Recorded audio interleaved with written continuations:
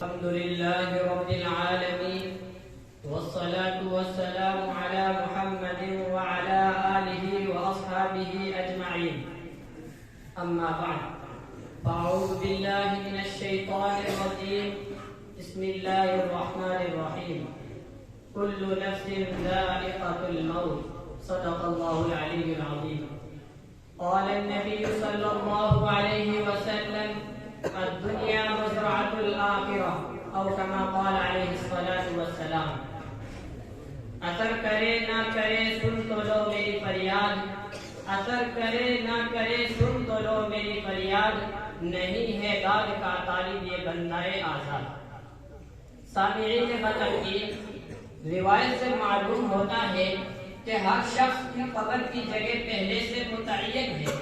اللہ تعالیٰ نے اسے اس کی تقدیر میں لکھ دیا ہے، اور یہ اللہ تعالیٰ کے سوا کسی کو معلوم نہیں کہ وہ کہاں مرے گا، کب مرے گا، کس طرح مرے گا اور کہاں دفن ہوگا. حتیٰ کہ کسی کو یہ بھی معلوم نہیں ہے کہ اس کی موت کہاں آئے گی اور کیسے آئے گی اور کہاں کی مٹی اس کی قبر بنے گی. لیکن اللہ تعالیٰ نے قبر کو بتا دیا کہ اس کے پاس کون آئے گا اور کب آئے گا.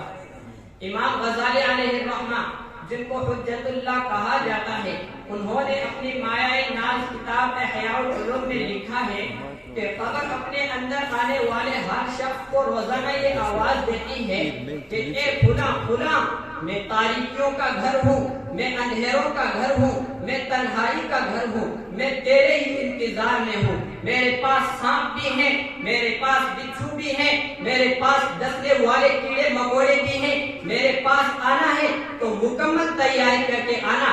اگر مکمل تیاری کر کے آئے گا تو میری باہیں، میری شفقتیں، میری رحمتیں تیرے لیے کھل جائے گی. میری تاریکی تیرے لیے روشنی سے بدل جائے گی، میری تنگی تیرے لیے وسعت میں تبدیل ہو جائے گی، اور اللہ کے عذاب کے بجائے اس کی بے پناہ رحمتیں تیرا استقبال کریں گی.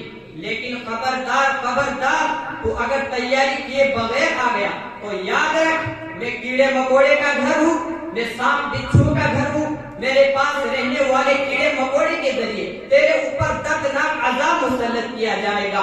جہنم کی آگ سے سزا دی جائے گی، تیرے آرام کو عذاب سے تبدیل کر دیا جائے گا. میرے ایمانی بھائیوں، ہماری زندگی کی حالت جب یہ ہے کہ موت اس کو کھائے گی، مٹی اس کو کھائے گی، کیڑے مکوڑے اس کو ڈسیں گے، سانپ بچھو اس کو کاٹیں گے، تو یہ کوئی زندگی ہوئی؟ دوستو، جس جوانی کو موت کھا لے وہ بھی کوئی جوانی ہوئی؟ جن خوشیوں کو غم نکل جائے وہ بھی کوئی خوشی ہوئی؟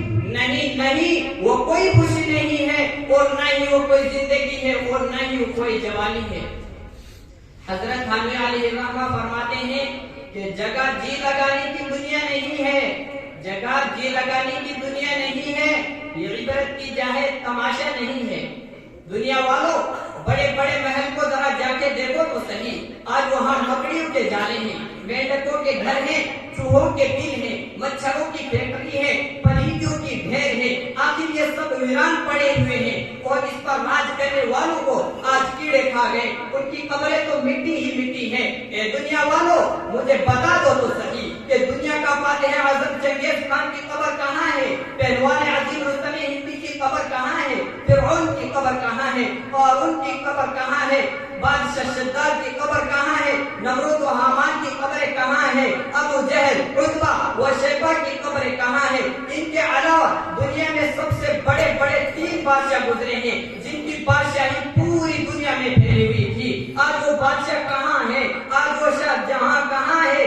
آج وہ بادشاہ عالمگیر کہاں ہے جن کا تخت تو موجود ہے مگر تخت نشین کوئی نہیں؟ شاہی تو موجود ہے مگر شاہ کوئی نہیں. گھر تو باقی ہے، گھر کا مالک کوئی نہیں. سیاست موجود ہے، سیاست داں کوئی نہیں. اس کے باوجود تم عبرت حاصل نہیں کرو گے. کیا عذاب قبر کو بھول گئے ہو؟ کیا قبر کے سانپ و بچھو کو بھی نظر انداز کر دیے ہو؟ یہ تمہارا کیسا ایمان ہے؟ یہ تمہارا کیسا عمل ہے؟ یہ تمہارا کیسا پتھر دل ہے؟ تمہیں تو احساس ہونا چاہیے، تمہیں تو عبرت حاصل کرنی چاہیے، تمہیں تو اچھے اعمال کی فکر کرنی چاہیے. کیا تم قرآن کی تلاوت نہیں کرتے ہو؟ حالانکہ قرآن بار بار یہ اعلان کرتا ہے کل نفس ذائقۃ الموت، لیکن اس کے باوجود تم غفلت میں ڈوبے ہوئے ہو. کی لازمانی زندگانی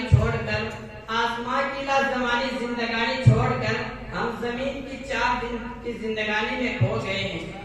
ہے یہاں سے تجھ کو جانا ایک دن, قبر میں ہوگا ٹھکانا ایک دن, منہ خدا کو ہے دکھانا ایک دن, اب نہ غفلت میں گوانا ہے ایک دن. وآخر دعوانا الحمدللہ رب العالمین.